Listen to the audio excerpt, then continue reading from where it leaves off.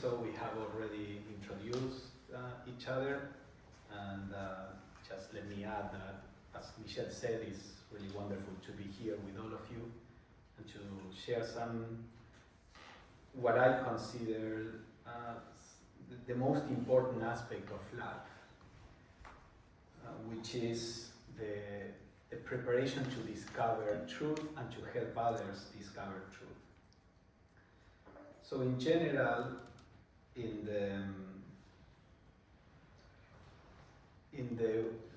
in most programs, I'm going to read quotes and then we will discuss them. This is not going to be just a lecture.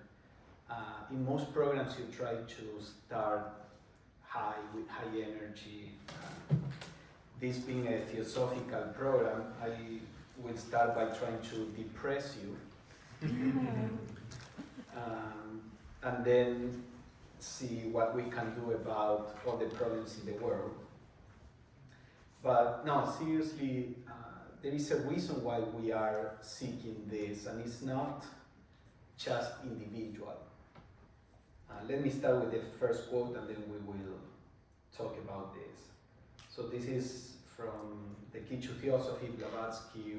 Oh no, this is from an article that Blavatsky answered to. So somebody wrote about what we should do for humanity. And this person was saying that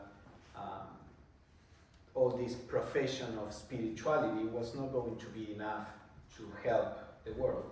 So he would say universal charity will appear out of date. The rich will keep their wealth and will go on accumulating more. The poor will become impoverished in proportion until the day when, propelled by hunger, they will demand bread, not of theosophy, but of revolution. Theosophy shall be swept away by the hurricane. So HPV answered, it surely will, were we to follow out his well-meaning advice, yet one which is concerned, but with the lower plane. Because he was saying, you have to get involved in politics, in trying to change society externally, in social activism.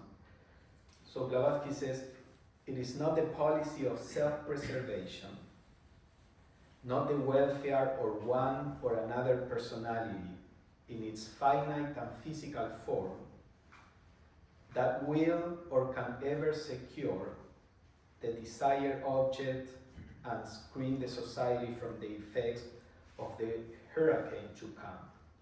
So she's saying it's not by attending merely to the physical welfare of people that we can prevent that hurricane to come, but only the weakening of the feeling of separateness in the units which compose its chief element, humanity.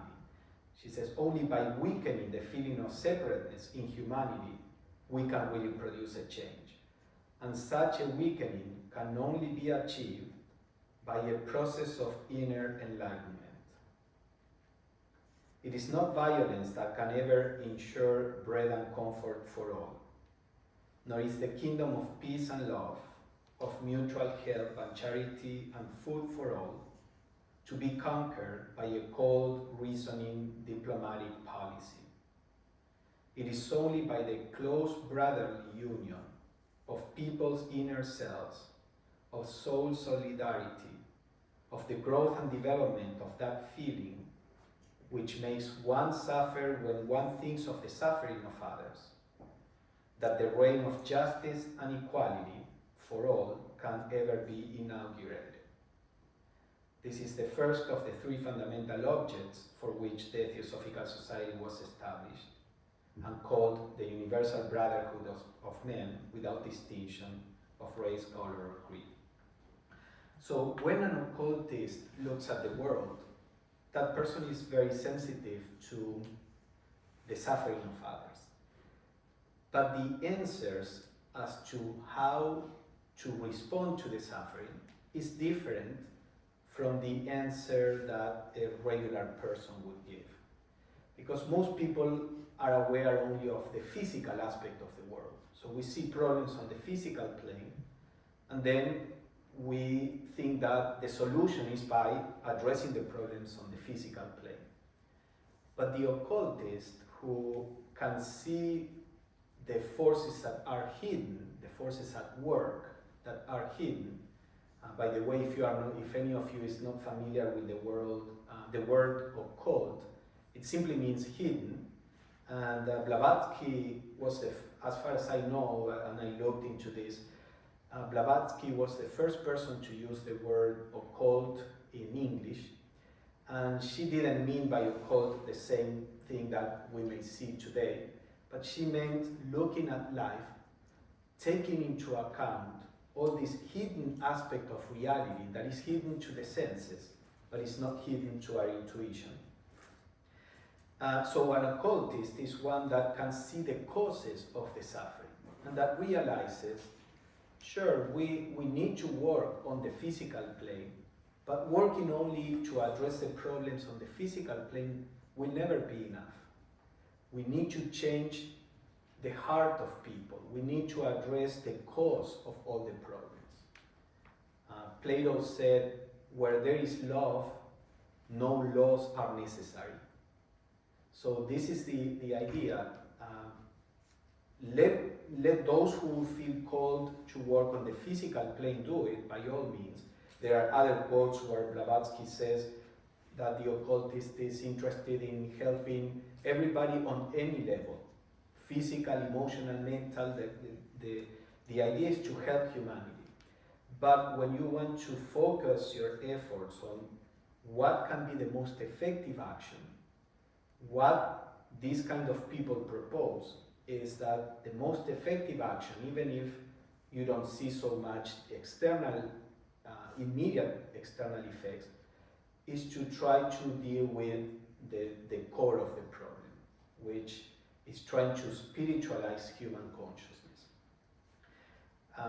In the U.S. history, you have for example, there was the Civil War, as most of you may be aware of, where some part of the country was trying to generate freedom for black people that were being used as slaves. And that part of the country won the Civil War, and then there were laws to ensure the freedom for everybody. And then there is a backlash, and then 100 years after that, there is Martin Luther King that brings up all the ideas that theoretically had been accepted 100 years later. And then there is some improvement, and then there is a backlash. And this is what we see in the world, that if we work only at the level of external revolution, things go back and forth. I mean, overall, I believe that our society is evolving. But by trying to address the physical problems, it's not enough. Because as long as we are ambitious, as long as we feel different from others, as long as we want my country to be in a better position than the other countries, and I don't care about the other countries because they are the other. As long as that is part of humanity, we will always have troubles. So what's the most effective action that we can take? And of course, if you work in diplomacy or in politics or in some social cause, you can work there and make some changes there. But for most of us, can we do anything about the world? Or are we just doomed to suffer, seeing the suffering, which for the most part is the suffering of others? We are quite privileged to be able to travel, to be here, to pay attention to theosophy. Can we do anything? Well, as we are going to see, the Theosophical tradition says yes, actually, you can affect the world in a way that is not within the reach of all the politicians and the people who are affecting the physical world. You have a power, having awakened to the spiritual journey, you have a power to transform humanity in a way that these people don't. They will in the future. But that power is an inner power. And this is why we are interested in this subject. not so that we can become an initiate or attain liberation or heaven or nirvana. Why we are here, or at least that's what the Theosophical tradition proposes, is to help change the world. So let me read a couple more and then we have a general discussion. Jeffrey Hodgson, who was, he died in the 80s and he was a great teacher, clairvoyant, able to perceive the higher planes firsthand. He said, the world situation is greatly relieved whenever an individual feels moved to enter the life of the path, and does so in deep earnestness, and determines to become a disciple of an adept, and as soon as possible, an adept himself or herself. We will see what this means if any of you is not aware of this concept of the adepts, the masters. We'll do a little summary, but let's focus on the general subject here. He says, the world situation is greatly relieved whenever an individual feels that eagerness to enter the path. These are the people who, by their presence on earth and their activities, are at all levels, not only the physical, and their personalities, greatly help to lift the heavy darkness and danger from the world, and especially from humanity. It is the path people that we need so much. As we are going to see, as we produce a transformation in our consciousness, because we are united to everybody, we are changing the consciousness of humanity itself. Of course, we can't think that any single person can transform the whole of humanity in an instant, but the evolution of human consciousness is being fueled by every person in the world that is making a sincere effort to spiritualize their lives. We all are helping in our way to live the whole of human consciousness. Let me read one more and then we can discuss. So you may do service to humanity as a whole by realizing your unity with it and striving to raise it by raising yourself. You do this in excelsis when, by taking a step in evolution, such as becoming a disciple, accepted disciple or initiation, you slightly but quite definitely lift mankind a hairbreadth nearer to its goal. And you may do it in a minor but no less real degree in daily life, for by every personal improvement achieved, you make the whole a little better. For men are one, though as yet most of them know it not. And if knowing and feeling that unity, you act consciously on behalf of humanity, without a slightest thought of self, the karma that you generate will go to lighten its oppressive load, and in your sacrifice of personal gain, the whole wide world rejoices. Thus you share with all your brethren your devotion, your good thought, your knowledge, thus following humbly in the footsteps of the great saviors of mankind.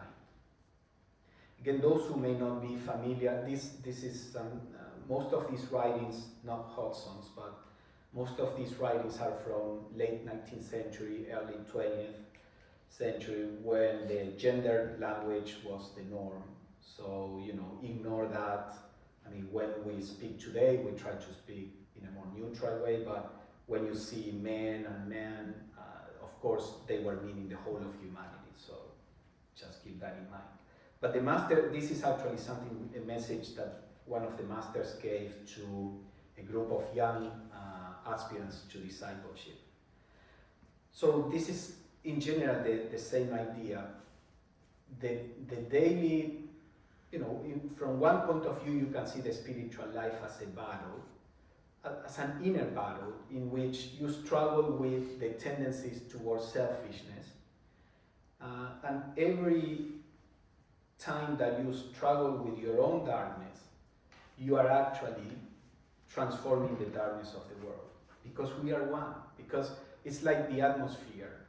If you start, let's say, a little company to purify the atmosphere, you are purifying the atmosphere of the whole world. It's not that you have your own atmosphere and then you are purifying your own atmosphere.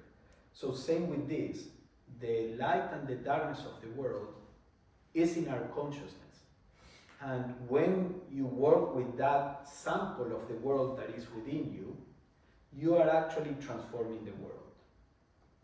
So the first point that I wanted to bring up is this. Why are we interested in this path? It's because we are sensitive to what is happening in the world, the wars and the suffering and the corruption and all that we know. Because we ask ourselves, how can we help? What can we do about it? And if sometimes we feel helpless, it's just an illusion. Of course, we have to look at things from the perspective of thousands and hundreds of thousands of years of evolution. In one single lifetime, that's like a blink of an eye. But we are not in a worse position in humanity because of the effort of people like us and that they did in the past. And the Theosophical Society exists today, and we can come to the TS and learn all of this because of the effort of people in the past. Since ancient times, I'm not talking about just the founders. So what you do today can help and ensure that more people have access to this. Any thoughts?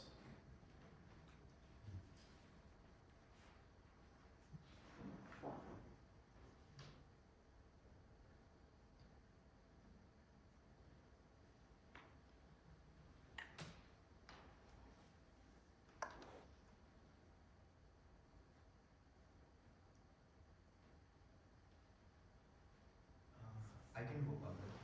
Yeah, silence is also okay. This is, to... So I was thinking we could do, when we are discussing, we could do it without mic, because we have one mic, and instead of wasting time, we could have more people. If we can just hear each other, we'll just go.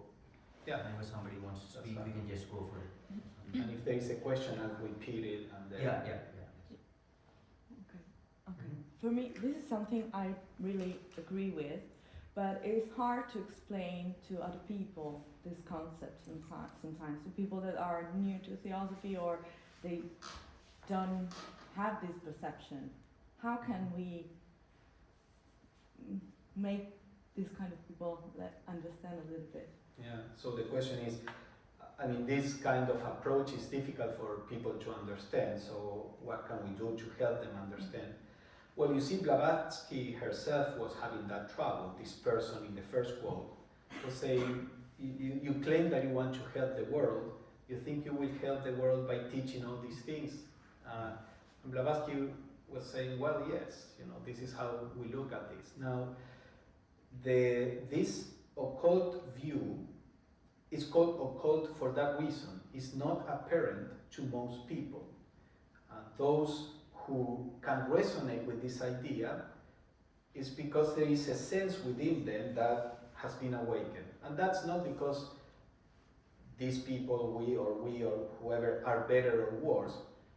It's just part of the journey. In the Theosophical view, as souls, we are all equally divine, but we do have different amount of experience in the world.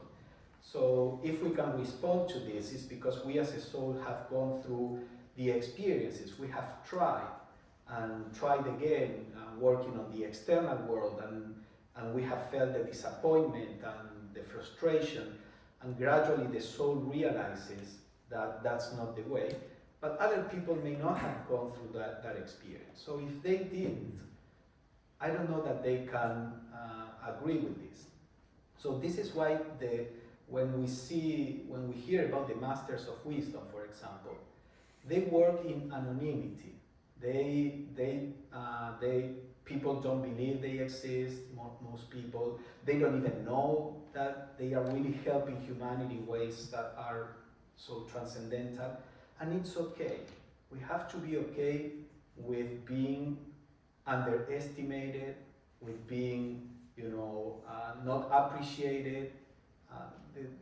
The occult work is always on the side of humility, of being silent. Apparently, there is a book, Light on the Path, that, as you all know, Seth is a fan of, and there is one rule or aphorism that says, seek out power, but the power that you seek is that which makes you appear as nothing in the eyes of men. So to have the power to help without needing to be recognized. And this as an organization too. We shouldn't be in the TS, at least this is my opinion, I may be wrong, but my feeling is that we shouldn't try to make people appreciate the TS in that self-centered way. Hey, we are doing a lot for humanity, you should appreciate us. No. If we feel that this is a way to help, that's enough. Helping is enough. Now, you can give an analogy. Sometimes I give the analogy. Suppose that we all see that the room begins to be flooded. Water is coming into the room. So, you have your papers, your phones on the floor. So the first reaction is, let us start picking up. Suppose that there are bags, there are many things on the floor. So, okay, let us pick up everything that is on the floor so that it doesn't get ruined. Somebody goes, runs, brings, something to get the water out. And this is what humanity does, and that is necessary. While the water is coming, don't let the phone be ruined. Just pick it up, try to get rid of the water. But somebody has to say, okay, where is this water coming from? Because we can spend our whole life trying to get rid of the water, but we need to go to the cause. Where is the water coming from? So a few people will not engage in that work of getting rid of the water, and will start looking around and trying to find the cause. And the other people may say, hey, what are you doing there? Come, help, we need to lift all of this. But these people will be around until they find the leak and try to fix the leak. So that's what we are trying to do. In the meantime, this is not either or. You can also help picking things up as you walk around trying to find the leak. But somebody has to go and search for the leak. And there are not many people who are doing that in humanity. So it is your responsibility. You have a certain level of awakening that allows you to realize there is somewhere there is a leak, and because of that awakening, it's your joyful responsibility to try to walk in that direction. What do you think?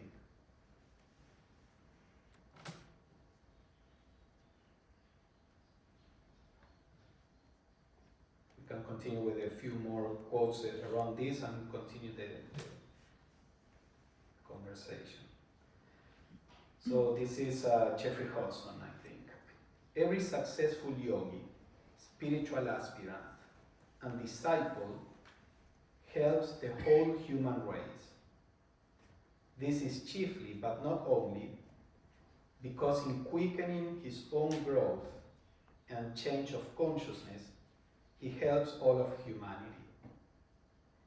Each one who gets a little further on than the normal, each one who grasps the plan, the divine plan, and sees humanity as a whole and serves it, each one who sinks self, personal self, into oblivion and lives for all mankind, such a person mightily aids the human race.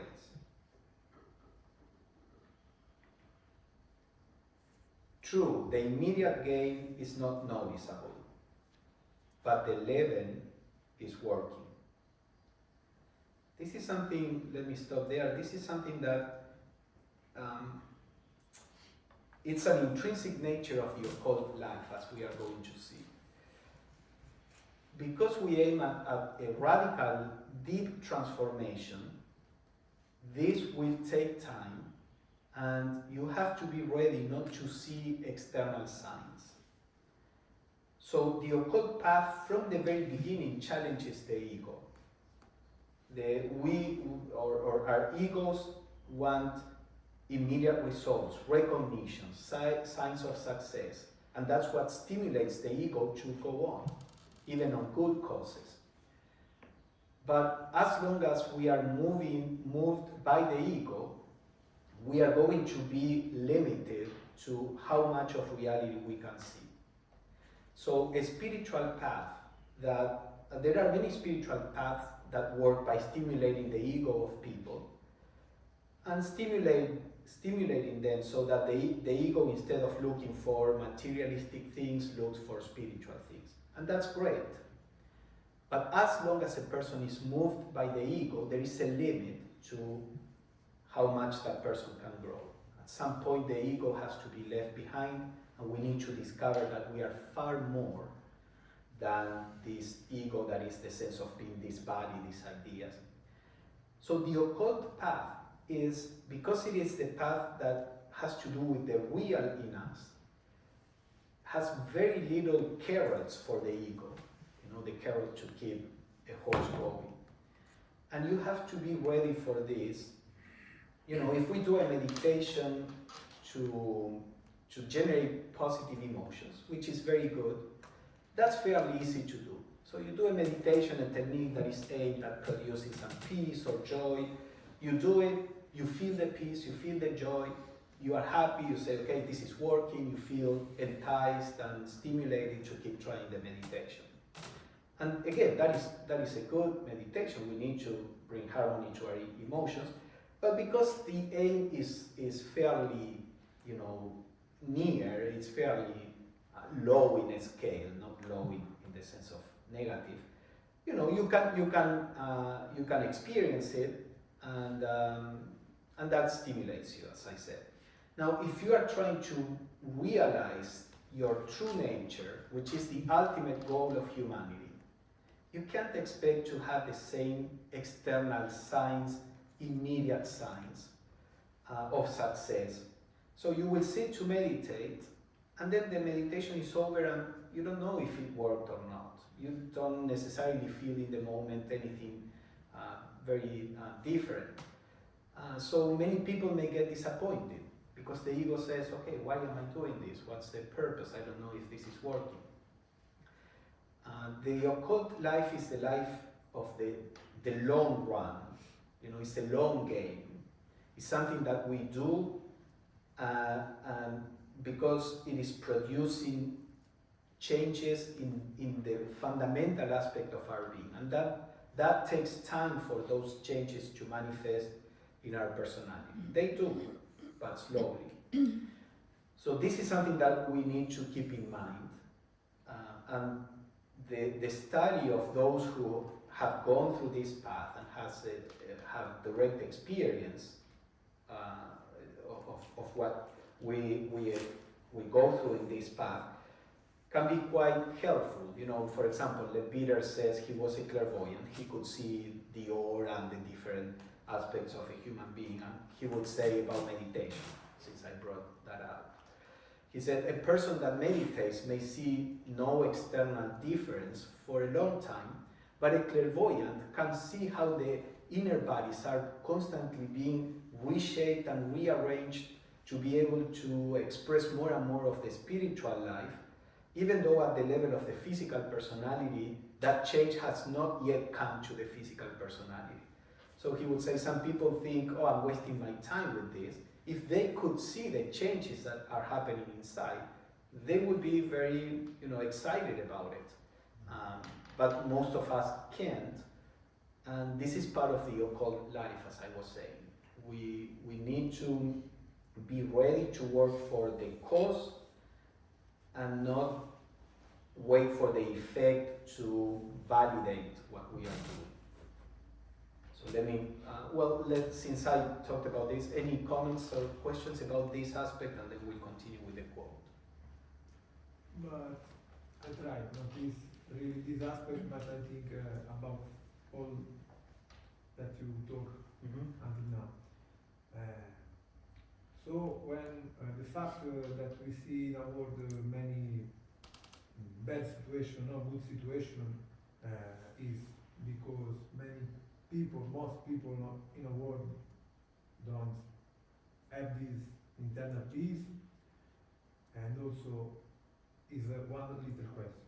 And also because I think there is many people in the world, maybe in conscious, not have this spiritual open in mind, but maybe have in heart that have a cooperative attitude, have help the others. Then there is many good people in the world. So the question in the end is, we can arrive in one point on evolution, in a point that the light, the good can win, can is absolute, or in this reality, the light and the dark exist together always. So if let me repeat the question and tell me if that's more or less the idea. So there is these people, who are selfish and people who are trying to be good, and so the question is whether, as evolution proceeds, we can reach a place where all people are going to be seeking for the light, let's say, or there will always be this light and darkness. It's more or less that what you were saying. If in one point of evolution the light, the good in the world is absolute, or this duality exists in this reality always. So this is part of there is the subject, theosophical subject or topic that is usually always scary in the sense of very difficult and complex, and we may think, what's the purpose of knowing this? That is the idea of chains and rounds of evolution, through a planetary chain of globes and all this, which can get very complex. But understanding the cycles of evolution can help us with what you are proposing, and also can help us come to terms with the world. Because the idea is that we are engaged in a cycle of evolution, let's say in 7 huge cycles of evolution of several millions of years. We are only on the 4th cycle out of the 7, which means that you are halfway our evolution. And these are huge cycles, as I'm saying. Like here on the earth, we are going to be on this earth, for many more millions of years, then move on to more spiritual spheres, and then come back to the earth, hundreds of millions of years in the future. So when you start reading about this, you begin to get a sense of the frame of time that we are speaking of.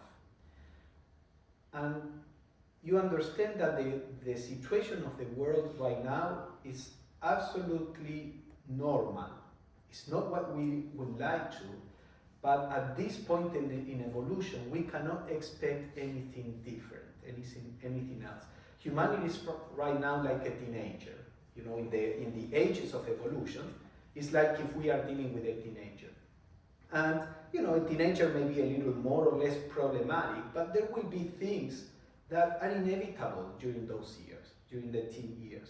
And a parent that knows about the process of growth, because he or she has gone through that, can understand that and doesn't despair. I mean, many times you despair, but you know that this is a phase. And you know that this doesn't mean that this person will be like that for the whole of his or her life. That it is a phase and it's necessary to go through it. So those who can see, the masters of wisdom and the initiates, they understand this and they say, this is all expected. Now, that doesn't mean that because a teenager, that the teenager will have some emotional upheaval and troubles and rebel that doesn't mean that you say, okay, this is normal, let the teenager do whatever and end up in jail and suffering more than he or she could if you offer help. So you try to help a teenager, you try to guide, you try to generate the right environment, but the teenager also has to go through his or her own process. So that's the idea with the world. At this point, this is inevitable, but we can help for these evolutionary teen years of humanity to be as less traumatic as possible, as easy as possible. And the idea is that when we get to the fifth evolutionary round, we are in the fourth, this is what we call rounds of evolution. In the fifth round, most of humanity will be spiritual people.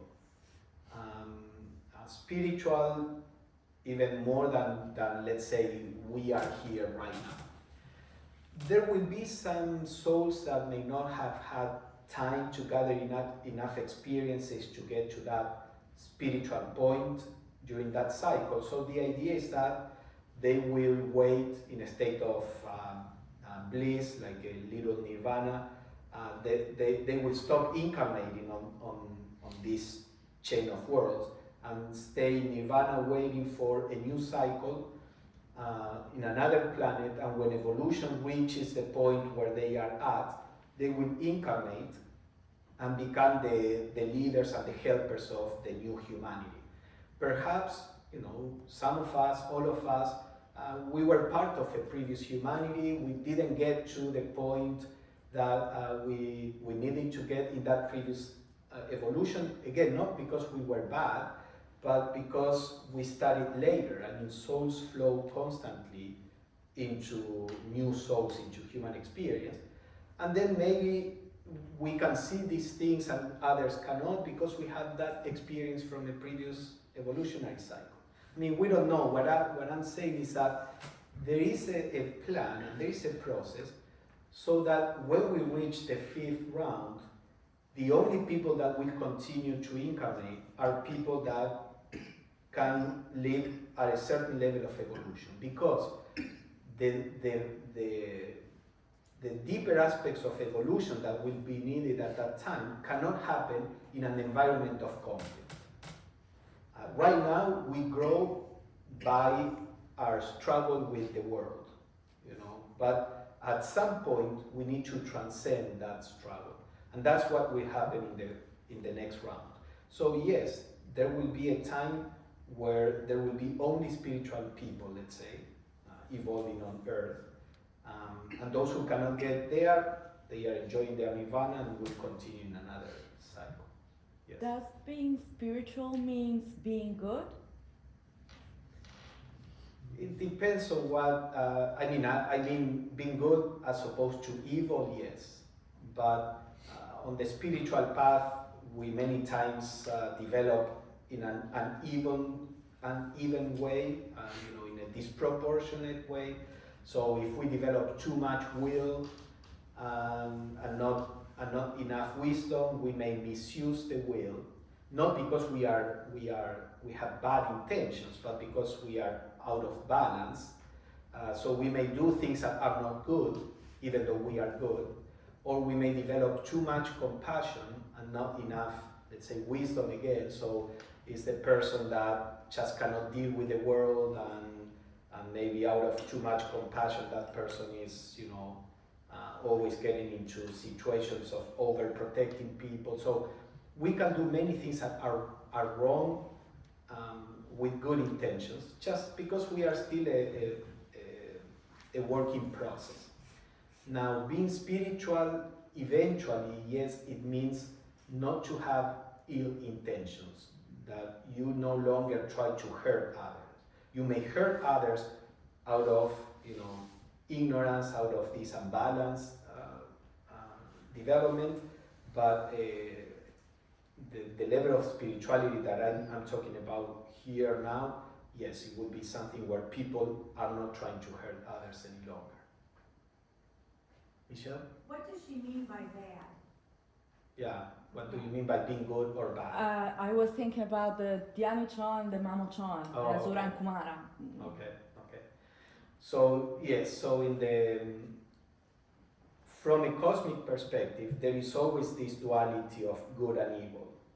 And in some of the cycles, the forces of destruction, let's call them, are stronger than the forces of building and development. So there are some celestial beings who have the role of destroying things. And that in the Mahatma letters they call them Mamo Chohans, for example. They are the ones that rule over pralaya, over the dissolution of the cosmos. But these forces are regulated by the cosmic cycles. So the problem, these forces may become evil when they are out of place. So for example, at the very beginning of human evolution, we as souls needed to engage with the body and start incarnating. But because we were very aware of our experience as a soul, when we were being told by the law, incarnate in that ugly physical body down there with all these limitations, we were saying, really, no, let me be here in this blissful place for a little longer. And then the law would push us into incarnating, and then we would incarnate, and then halfway just drop the body and go back to our blissful state. And then there was a group of souls that said, no, it's too early to incarnate. We are going to stay here in this blissful place. Let humanity or the human bodies evolve further, and then we will incarnate when the bodies are more developed. And that was a mistake. The secret doctrine says these souls generated, that was a rebellion against the law and generated bad karmic forces for them that then forced them to incarnate in lower physical bodies. But what I mean is that there was a point in evolution where what was good is to become more material, to become entangled with matter, to incarnate, to embrace matter, because that's what was needed for evolution. And those who wanted to be and remain spiritual were doing something wrong, because it was against what evolution needed at the time. Today is the opposite.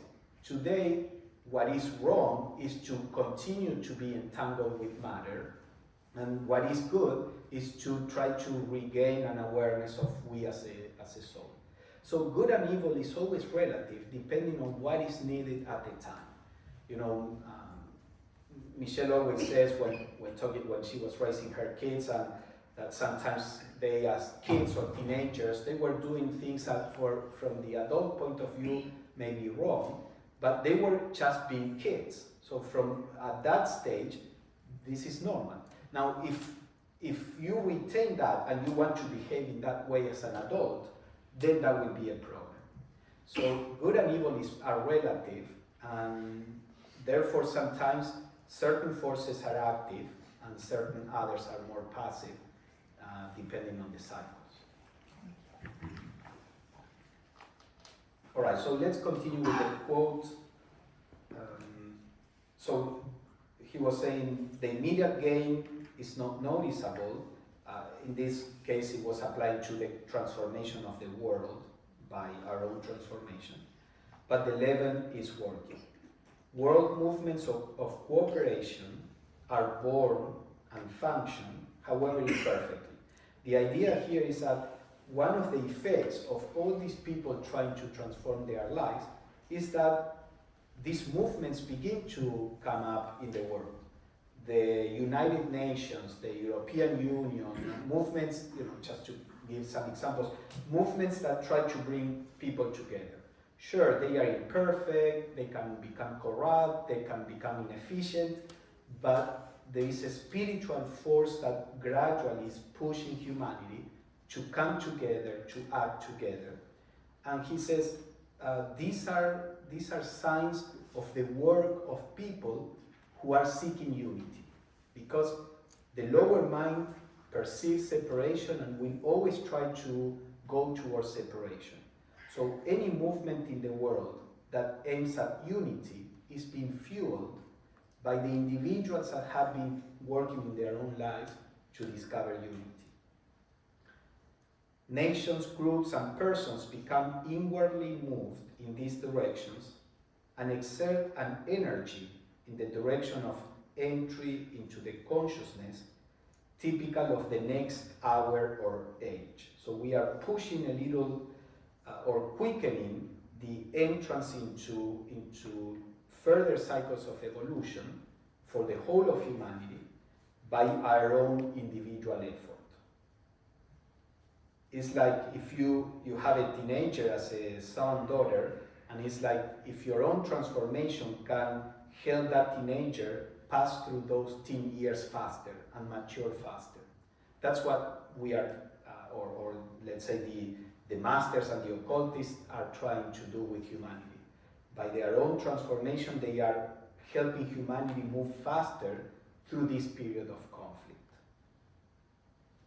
The dark forces of a man sunk in self, personal self and sense, on the other hand, oppose these influences and slope up the evolution of mankind. So selfish people are, generating the opposite of what, let's say, we are trying to generate. The call of the hour, therefore, is for men and women who will tread the path.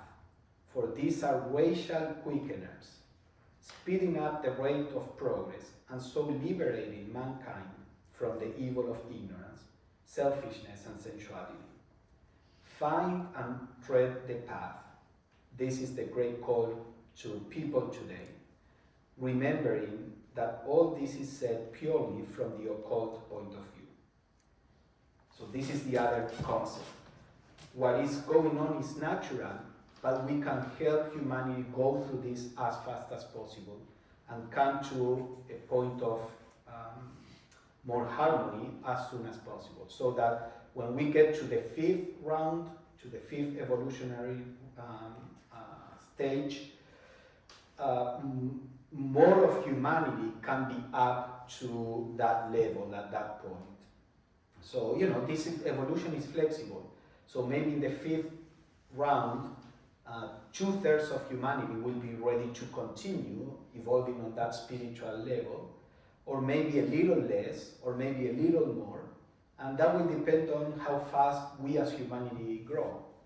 Ultimately speaking, if less people get there, it's just a question of time. There is no eternal punishment in the Theosophical view. They will have to wait for the new evolutionary cycle and all of that. But, if we can help most of humanity move closer to that, that is great. So that's part of the idea of why we are interested in living this kind of life. Any comments or questions? Yes. So sometimes I've heard, and I think it's somehow fun or funny, that some people said, okay, given that we are given that evolution is going to continue with us or without us, why do we have to work for it if we are going to reach it? Mm-hmm. So the question is, if we are going to get there, why bother? Why trying to quicken that attainment if we are going to get there? And I think the only answer is compassion. I mean, sure, everybody will get there. There is no eternal damnation. We are eternal beings, and sooner or later we will realize that eternity, our true being. Now, the journey getting there can be more or less traumatic, can imply more or less suffering, more or less conflict and difficulties. So the masters who have already gotten there, they don't just say, okay, they will get there eventually, so let me stay here in Nirvana and enjoy it. They say, well, yeah, they will get there, but out of compassion, I want to help them get there as soon as possible. So it's a little like, suppose you have a loved one that is having a nightmare. You know the person is going to wake up, but if you see that the person is struggling, you try to wake him up or her up, because if you can, why would you let that person suffer until he or she wakes up? So I think that's part of how the masters probably see this. We are in a nightmare, and they are trying to wake us up as soon as possible, simply out of compassion, not out of fear of damnation, not out of compassion. I think as well we are doing the master's work, so we are also helping humanity's evolution. I want to go back and ask you spoke about some of the souls being in Devachan or in Nirvana, and they will come down to the physical when they are ready. Do you think there are some souls who have come down maybe like early to help with that process? Yes, and actually Blavatsky talks about that. I mean, she says there are many evolved souls that are on the inner planes, but they don't incarnate because we as humanity are not generating the conditions for those souls to come. So some of those souls decide to come in out of compassion, but there are other souls who don't, for whatever reason. It's not out of selfishness, but things are very complex. We have only a superficial understanding of all of this. But she says the more we generate the conditions for more evolved souls to be able to incarnate, the more we will also benefit as humanity from that. And you can apply that to any unit of humanity. Within the Theosophical Society, if we generate the conditions for souls to be able to grow through the Theosophical Society, we will be attracting these souls to incarnate. If our activity in the society is, let's say, superficial and not very effective, then those souls are not going to incarnate, as eventually members of the society. So it's always a question of creating the conditions. And part of what we are trying to help with is creating the conditions in the world so that these souls can incarnate.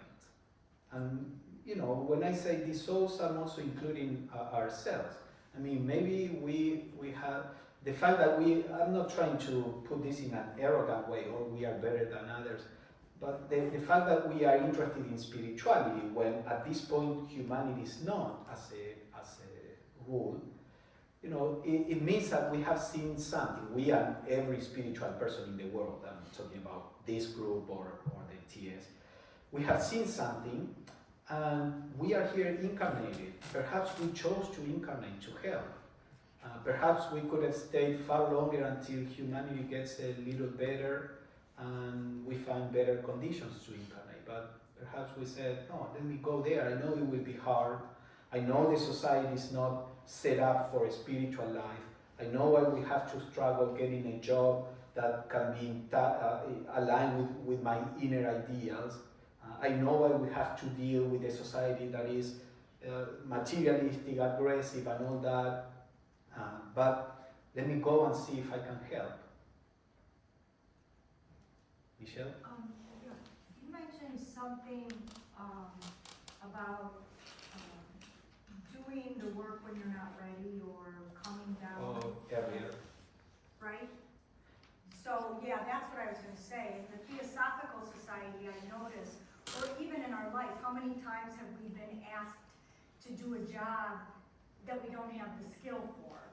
And I think a lot of times we're asked to be here and do stuff that we're simply not ready, so we're doing the best we can. I feel like I'm always working on the edge, the edge of your abilities. Yes, of what I can do. So yeah, that's an important aspect too. I mean, part of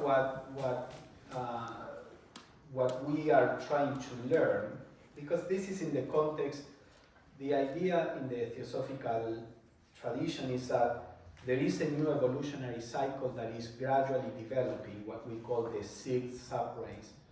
And this is not race in the sense of ethnicity. These are, they chose, the English Theosophists that were receiving letters from the masters were teaching them some of these things and say, we have our technical terms, and they are in a language that humanity doesn't know about. They call it sensar. So you have to develop a terminology. How do you want to call these cycles? So these early Theosophists, Sinet and Hume, they choose root race and sub-races because they were thinking of the cycles that give rise or produce different cultures and ethnicities. So now we are stuck with that terminology, but it doesn't refer to ethnicity as we understand it now. Anyway, the idea is that there is a new evolutionary cycle that is being developed. Blavatsky said that since the beginning of the founding of the TS, it was already being developed in some parts of the world. It will be a humanity where there is far more use of intuition, compassion, cooperation, and all of that. These are slow developments. Besant and Leadbeater said that it would take about 700 years for this new humanity or this new approach to begin to be really noticeable in the world and begin to have some impact in the world. But there is this idea that a new sub-race, a new evolutionary cycle is coming up. And part of the aims of the society, the Theosophical Society, aims that are not stated in our three objects, so these are more esoteric aims, let's say, is to attract people who can help at that time, in 700 or 600 years, I suppose, from now, to help launch this new humanity.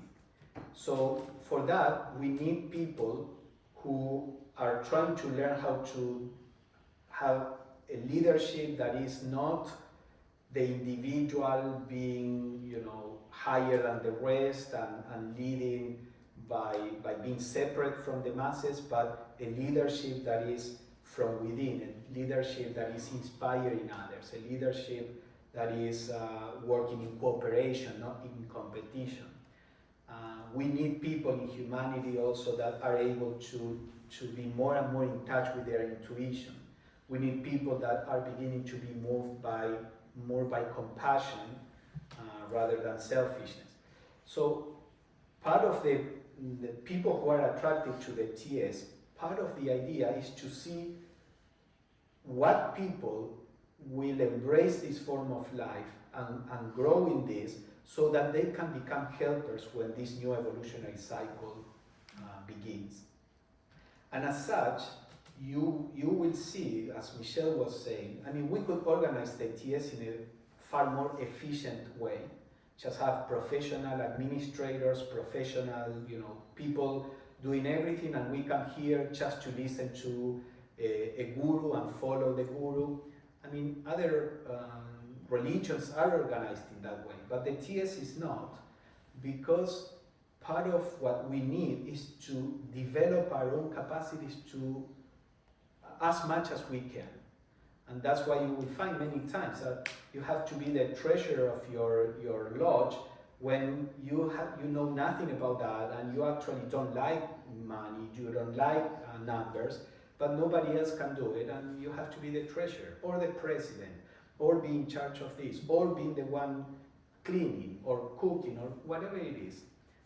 So that's part of the occult life. There was the story of a woman that was a Theosophist during Besant's time, and she had been taken kind of out of the society by life because I think her husband had died and the husband had a hotel and she had to be in charge of the hotel, and then she couldn't devote time to the society, and she was complaining to Besant, and Besant told her, actually the master wants you to develop these skills because there is a plan on how you can help in the 6 sub-rays, but you need to develop these skills.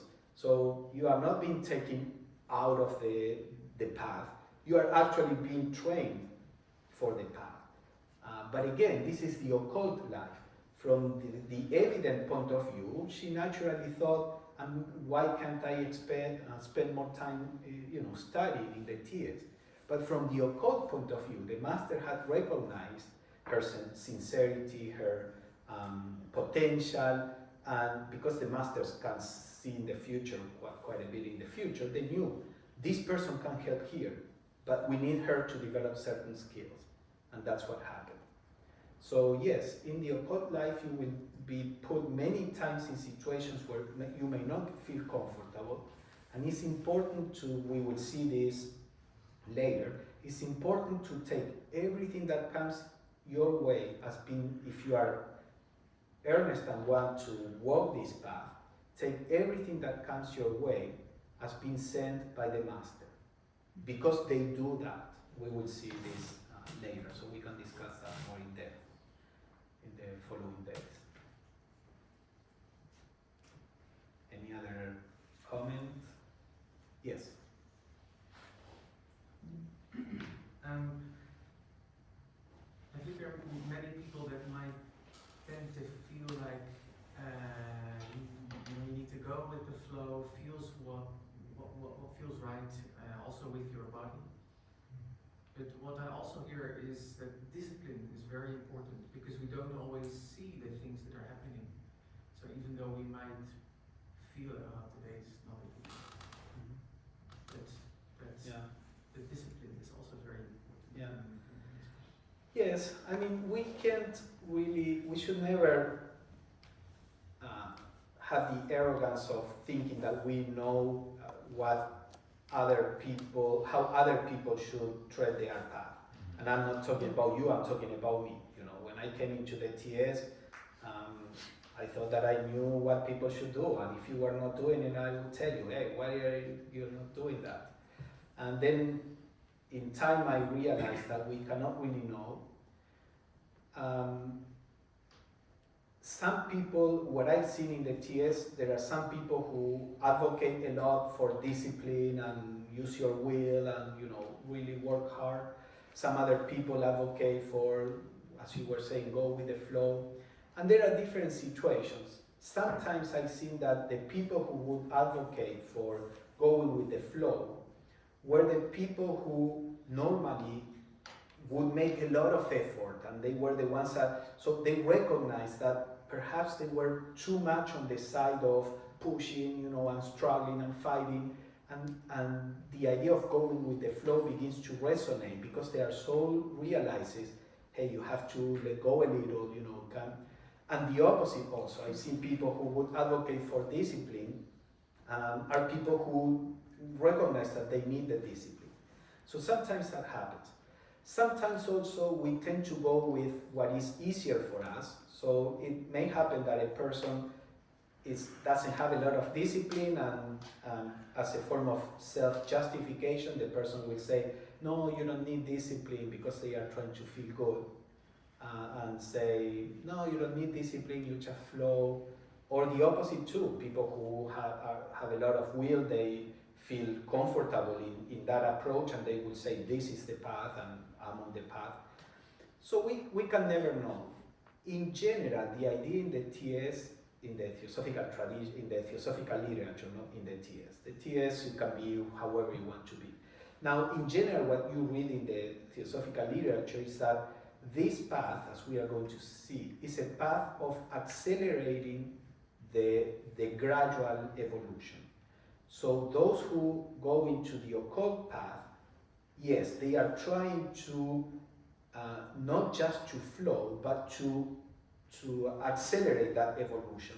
Now, accelerating the evolution may be, you know, part of that may be go with the flow, but in a different way. We can talk about that later. But generally speaking, this path, as we are going to see, is a path of accelerating the evolution. If you want just to go with the flow, you can go with the flow. That's the natural, you know, movement of evolution. And some people choose that, and it's perfectly fine. But the occult path is one of acceleration, of forcing in an intelligent way the evolution. Michelle? I was just going to say, instead of thinking of it as trying to learn discipline, maybe it's that we need to learn to embrace discomfort. Because I think it's a natural human instinct to go away from discomfort and keep pleasurable experiences. So, I mean, they're very close in words, but when I make that switch to, you know, can I sit in this discomfort, then the discipline's there for me to do it, and it's more, you know, because I'm one of those people, I have a very strong will, so I can push through anything, but we also need the qualification of discernment, you know, am I, the opposite, am I pushing through too much discomfort, you know, or am I not pushing through enough discomfort? Yeah, okay. I think, yeah, it's important to be honest and to understand ourselves, and we can't skip any step. We have to do all the steps. We can't do too much effort because otherwise it turns against us. So Absolutely. we have to be honest Yeah. and humble and stay humble. Yeah, absolutely. We need to be intelligent because, well, there is a quote, I think, from was HPV, I think, that said, sure, we want to help humanity. So a person may say, okay, let me sell everything I have, the house, leave my family, and give everything to the poor so that they, you know, they can have this. But then she said, but then that person would be dispossessed, homeless, and in no position to keep helping. So doing something that one of the masters said, evil is the exaggeration of good. When you exaggerate something that is good, it becomes wrong, let's say. So we need to be intelligent and say, do I have too much of this or too little of this? I am pushing too much or too little. This is an art, you know. And as we are going to see, Michelle, when Michelle presents the rays, the idea of the 7 rays, the discipline in the different rays are different. It's different. So you shouldn't try to copy anybody else. You have to find your way. Because a person of the discipline in a person of the first ray can be extremely different from the discipline of a person in the 4th ray or in the 6th or whatever else. So we have to find out what it means for us to grow and to develop so that we can help the world, and not try to do it as somebody else does it. Yeah, if we are running for a marathon, we can't eat chips or drink Coke, but we can't get angry if people are watching us are drinking Coke and eating chips. I think, especially for me personally, Pablo, that is something I think about a lot, because there's this line where we, I might end up thinking, being in discomfort is the path, or make it or something for me. There's a Dostoevsky quote that comes to my mind. He always says, the problem is when you fall in love with suffering. Because then you start creating, you think that is the only path or something.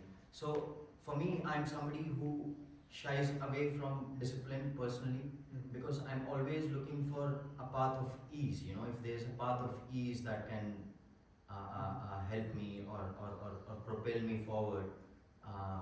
No, but again, my worry is, what if I end up in a point where I think a lot, discomfort is the only way to get there or something. I would just focus on, am I, gradually throughout the years, you are just, starting in this incarnation. You have started long ago, but in this incarnation, you have been consciously working on this for a few years, according to what you said. So also you have to be patient. There are processes that happen. But what I do is I try to look and see, throughout the years, is my selfishness diminishing? Is my understanding so that I can relate to the world in a better way increasing? See if you are changing, and if you are not, see how you can change in that direction, and let that guide you, because that's how you will find your path. It's not necessarily by following somebody's prescribed discipline that you may change. If what I'm trying to say is that if you keep the goal in front of you as an inspiration, not as a deity telling you you have to do this, you will find a way to follow that law according to your nature. What we have to try not to be is complacent, but how you get there is your own journey.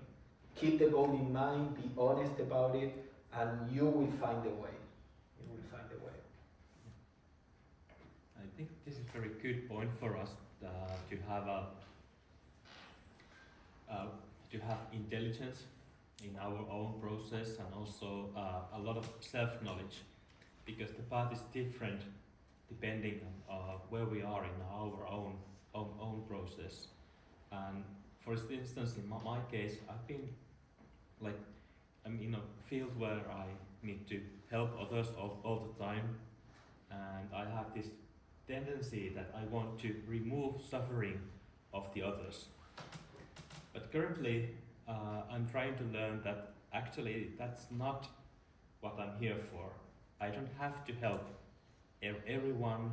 I don't have to remove their suffering, because they are divine beings. They can take the suffering. It's not my business to deal, to take that experience away from them. It doesn't mean that I'm not trying to do everything that I can to help people, but and I can share the emotion, the experience of suffering with them, but it's not my duty to take that experience away from them. And basically it's like the opposite what we have been speaking, that we need to help the world, but in my case it means that, well, I don't need to help the world at the moment. But that's what we were talking about when I was talking about for the example of discipline and all that. Yeah. Always remember that the exaggeration of good is evil in the sense of wrong, So for a person that is too sensitive to the other and is too much, gets entangled in trying to help others, and that throws you off balance, that person has to say what you are saying. Has to say, no, I need to help less. In helping less, it actually it will help more. Yeah. But then another person that may be more insensitive, the message is the opposite. Is, hey, you have to start looking at others, not just your own comfort, not just your own. So all teachings are relative. That's why, that's part of what we are saying here. It depends on who says it, from what perspective. So you have to know yourself and say, already, I already have that. In fact, I have too much of that, so I have to do the opposite of what this quote may say. But that is in order to do what the quote says. So this is why the Theosophical Society is based on freedom. Not because of not even an intellectual idea, it's because it's a reality. If I try to impose my way on all of you, it will work only for those who are more or less similar to me, and it will be frustrating for the rest. This is what religions do many times. They impose one way, and it works only in certain people. We see in the TS many people feel lost with all this freedom and lack of structure. So there are souls who need structure. But for those who are at a point where they can let go of so rigid a structure, I think the next step is an environment like in the TS, where you need to find your path. Yes? I have a question, which is related to what Yanni just shared. You were talking about a part stimulating the ego. So let's say, if we want to help people, because we don't want to be bad people, we want to be looked as good people, is that stimulating the ego as well? So there is a quote from HPB where she addresses that, and I mentioned the quotes because I have an idea about this, but who am I? I'm nobody. And I trust what HPV says. Not that I follow everything that she says, but she or some other theosophies. But when somebody that I feel I have seen has wisdom says something, then I pay attention to it. And I see, okay, do I see this or not? Or do I see something differently? That's why, I tend to quote people who know more than I. But she would say, okay, there is a stage where you try to follow virtue because you want to be virtuous. And that's great, we hope most people in the world will do that. But then she said, a further step is when you follow virtue for the sake of the virtue itself, not for what that means to you, just because, and these are my words, just because you fall in love with virtue, with what is right.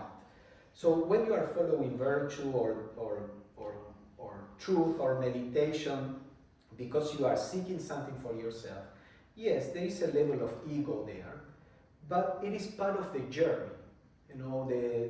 As long as we are moved by the ego, well, by all means, let us put in front of the ego something that is worth pursuing.